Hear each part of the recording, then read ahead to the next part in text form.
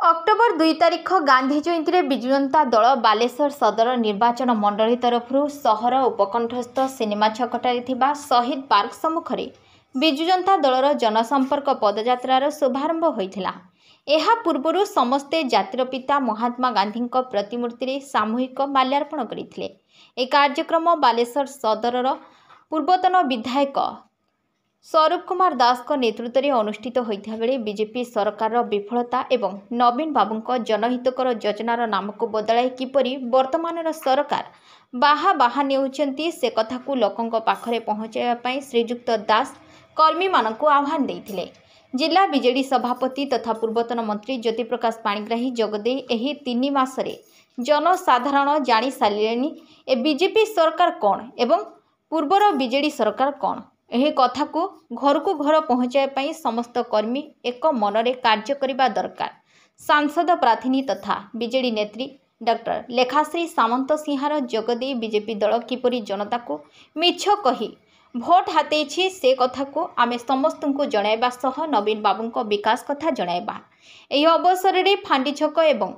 DIC छक स्थित विजु पट्टनायक प्रतिमूर्ति सह सहर रे थिबा समस्त महापुरुषों प्रतिमूर्ति रे माल्यार्पण करा।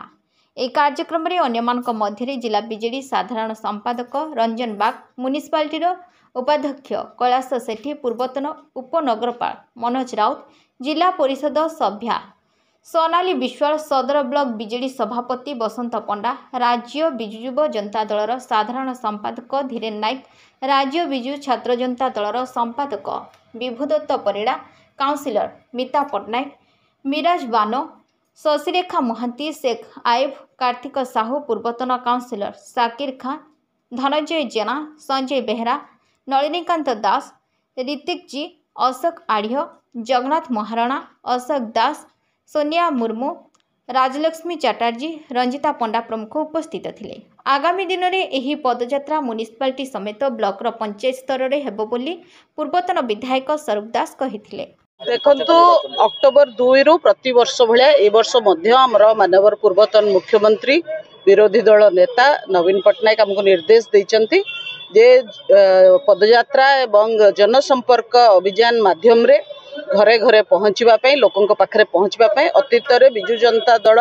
तार 24 वर्ष सरकार सफलता कथा नहीं लोकों पाखे पहुँचुला किंतु ए वर्ष आमे गोटे दायित्ववान विरोधी दल हिसाब रे लोकों पाखरे भारतीय जनता पार्टीर 100 दिन विफलता जो भली भाव में बीजेपी मिछ कही भंडेई लोकों को भूतेई सरकार को आसीची सी सुभद्रा योजना कथा हो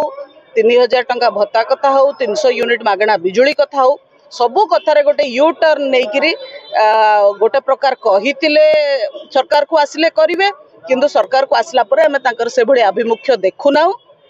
केवल गोटे क्षमतार रही आसीचंती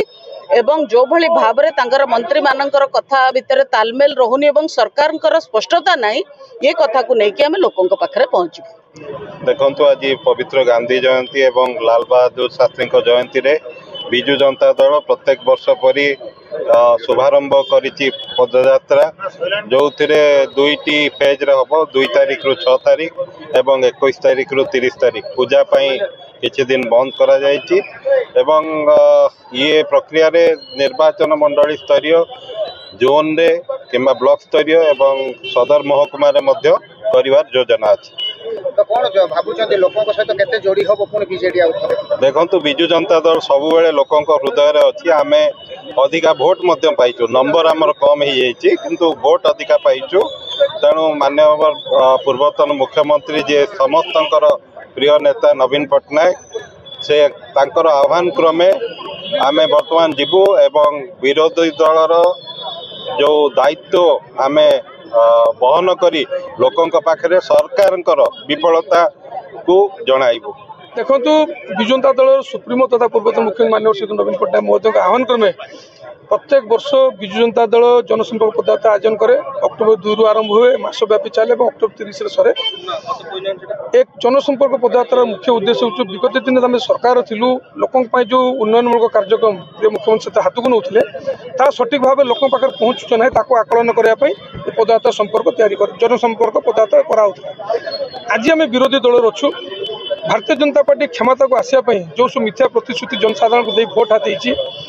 3000 टंका भत्ता कथा हो, 50,000 टंका प्रत्येक महिला को जो सुभद्रा योजनार दवा प्रतिश्रुति देते कथा हो, 300 यूनिट मागणा इलेक्ट्रिक बिल कथा हो, 3100 टंका धानर एमएसपी कथा हो, ए कथा आम प्रत्येक लोक मन पकेबू। ए कथा भारतीय जनता पार्टी प्रतिश्रुति देता इलेक्शन पूर्व ताहा सामान्य केते दूर पालन करुँच आकलन करने जनसंपर्क पदयात्रा मुख्य उद्देश्य। जनसाधारण हितपाई सबुदिन विजु जनता दल कार्यक्रम कर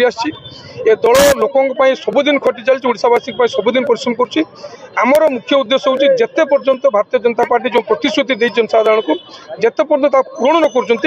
विजु जनता दल यही प्रकार जनसंपर्क पदयात्रा कर लोक सचेतन कर लोकों हक आम लड़ू।